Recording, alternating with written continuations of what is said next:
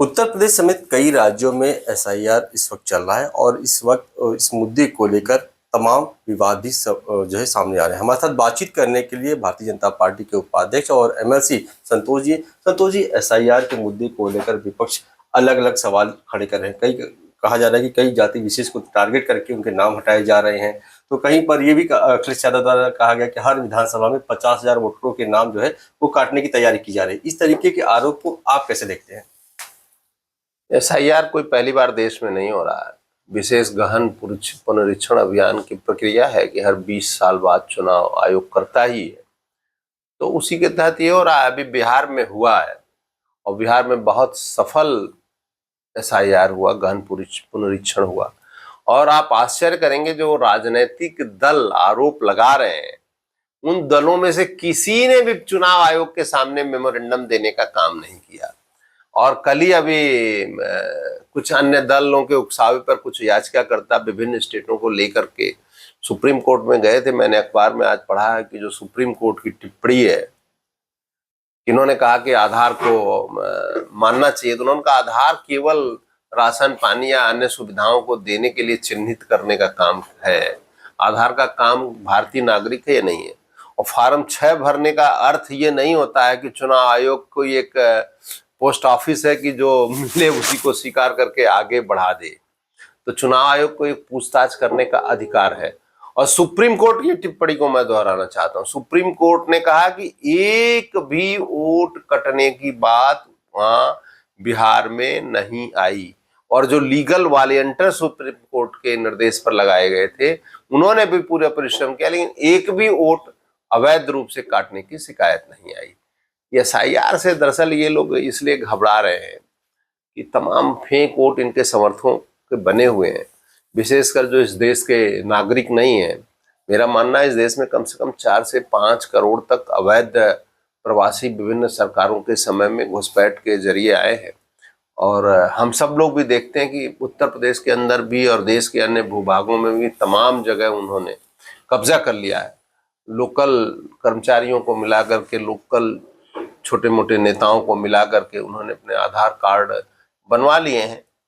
लेकिन ये निश्चित है कि जिसके पास लीगल डॉक्यूमेंट होंगे और जो भारत का नागरिक होगा, भारत का निवासी होगा, जिसके माता पिता, दादा दादी, नाना नानी, कोई किसी का भी वोट अगर रहा होगा 2003 में, या उनके अतिरिक्त जो 12 एक का नाम है आंशिक आधार और बाकी 11 का नाम है जो प्रमाण पत्र है, वो पूर्ण है। किसी को भी तो कोई एक वोट आपको काटने की शिकायत नहीं बनेगी। दूसरी बात कि चुनाव आयोग एक बीएलओ होता है, बूथ लेवल ऑफिसर, जो चुनाव आयोग की तरफ से नियुक्त होता है, और दूसरा BLA-2 होता है। और राजनीतिक दलों को ये अधिकार होता है कि BLA-2 अपना नियुक्त करें। तो अगर ऐसी कोई बात है तो उनके BLA-2 जो नियुक्त है वो क्यों नहीं काम कर रहे हैं?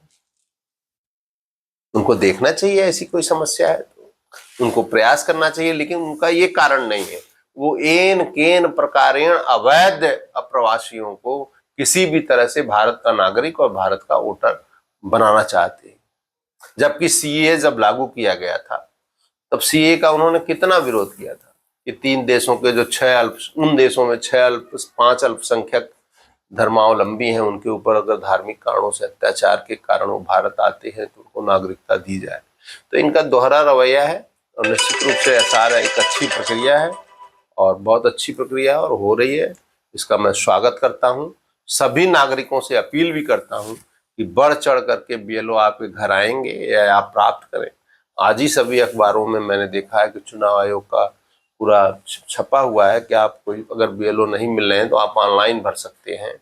आप जो वहाँ केंद्र बने हैं, एक एक विधानसभा के उन केंद्रों पे आप संपर्क कर सकते हैं। सब अधिकारियों के नाम गजट किए गए हैं। उसके बाद भी ये आरोप लगाना, जबकि आपको सुविधा है कि आपका बीएलओ के साथ एक राजनीतिक कार्यकर्ता नियुक्त होगा राजनीतिक दल, इसको मैं समीचीन नहीं मानता। आपने अप्रवासियों की बात की, ये कहा कि गलत तरीके से तमाम लोग आए और यहाँ पर बच गए। खासतौर पे बांग्लादेशी और रोहिंग्या की बात की जा रही है। योगी सरकार ने भी कहा कि अब उनको चिन्हित किया जाएगा, उनको एक जो है अस्थायी डिटेंशन सेंटर में रखा जाएगा, उसके बाद के डॉक्यूमेंट देखने के बाद उनको वापस भेजा जाएगा।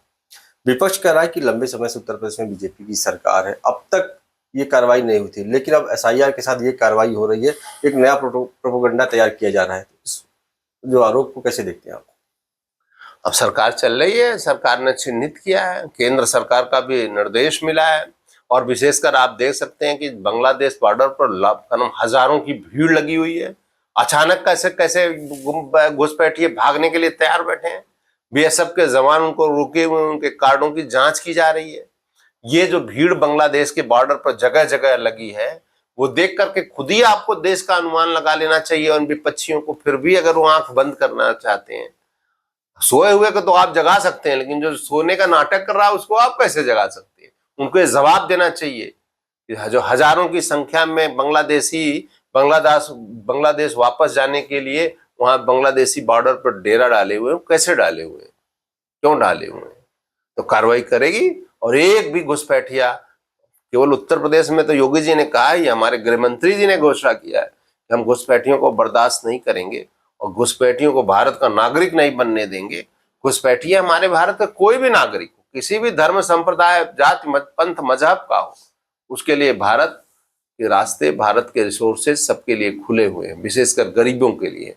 गरीब किसी भी धर्म जाति का हो सकता है कि, लेकिन हम जो बाहर का बोझ है उसको भारत स्वीकार नहीं करेगा। और ये इस तरह से, एक तरह से ये पूरी जो जनसांख्यिकी संतुलन है उसको भी बदलने की एक बड़ी भारी साजिश है। बात की जाए अयोध्या को लेकर, तो अयोध्या के सांसद इस वक्त जो है वो आरोप लगा रहे हैं कि उनको ध्वजारोहण कार्यक्रम में नहीं बुलाया गया है क्योंकि वो एक दलित है। इस तरीके का आरोप को आप कैसे देखते हैं? इस राम मंदिर का जो शिलान्यास हुआ था वो एक दलित के माध्यम से ही हुआ था। शायद उनको अवधेश प्रसाद जी को जानकारी है, लेकिन वो फिर भी उसको स्वीकार नहीं करना चाहते हैं। उनके जो राष्ट्रीय अध्यक्ष जी हैं, उनको तो प्रभु श्री राम मंदिर के जब निर्माण पूरा हुआ और पहला जो हो रहा था, जब रामलला का प्रतिष्ठापना हो रही थी, तब उनको बुलाया गया और आज तक वो प्रतीक्षारत हैं। और अभी शायद उन्होंने ट्वीट किया और बयान दिया कि कोई मंदिर बनवा रहे हैं, वो मंदिर बन जाएगा फिर अन्य जो मंदिर चाहूंगा उन मंदिरों में जाऊंगा, तब तक अभी कोई मंदिर में नहीं जाऊंगा। तो अवधेश प्रसाद को नैतिक रूप से कहने का कोई हक नहीं बनता है। आगामी अगर बात की तो विधानसभा का चुनाव पश्चिम बंगाल में होने जा रहा है और वहां पर बाबरी मस्जिद का नाम का जो जिन्न है वो शुरू हो चुका है। वहां जो कि विधायक वो कह रहे हैं कि अयोध्या में नहीं बन पाए लेकिन वो पश्चिम बंगाल में बनाएंगे। तो क्या इसे एक चुनावी प्रोपेगेंडा के तौर पर देखा जाए या फिर एक सामाजिक माहौल बिगाड़ने की बात की जा रही? ममता दीदी की पूरी राजनीति घुसपैठियों, कट्टरपंथ की इतनी हिंसा होती है और उस हिंसा के बाद चुनाव समाप्त होने के बाद लाखों लोगों को अपना प्रदेश छोड़ करके भागना पड़ता है। तो ये उनकी तुष्टीकरण की प्रवृत्ति है। लेकिन मुझे लगता है बंगाल की जनता और इस बार जागरूक है और एसआईआर के माध्यम से वहाँ भी बहुत खलबली मची हुई है और बहुत परेशान है, क्योंकि सबसे ज़्यादा अगर बांग्लादेशी कहीं घुसपैठिए हैं, रोहिंग्या घुसपैठिए, तो पश्चिम बंगाल और आसाम में ही है। तो आसाम की स्थिति बदल चुकी है और सुधर चुकी है और निश्चित रूप से पश्चिम बंगाल भी इस बार जो चुनाव होंगे उसमें उनको पराजय का मुंह देखना पड़ेगा। और जो राष्ट्रवादी शक्तियां हैं, जो भारतीय लोग हैं, वो ये चीज़ बर्दाश्त नहीं करने वाले। बिल्कुल, शुक्रिया हमसे बातचीत करने के लिए। ये थे एमएलसी संतोष जी, जिन्होंने साफ तौर पर कहा है कि जो भी अप्रवासी हैं जो आज बॉर्डर पर नजर आ रहे हैं वो उनको बाहर जाना ही होगा, क्योंकि भारत किसी भी जो अवैध तरीके से लोग आए हैं उनका भार नहीं सहने वाला है। समीर के साथ अश्विनी सिंह, पंजाब केसरी, लखनऊ।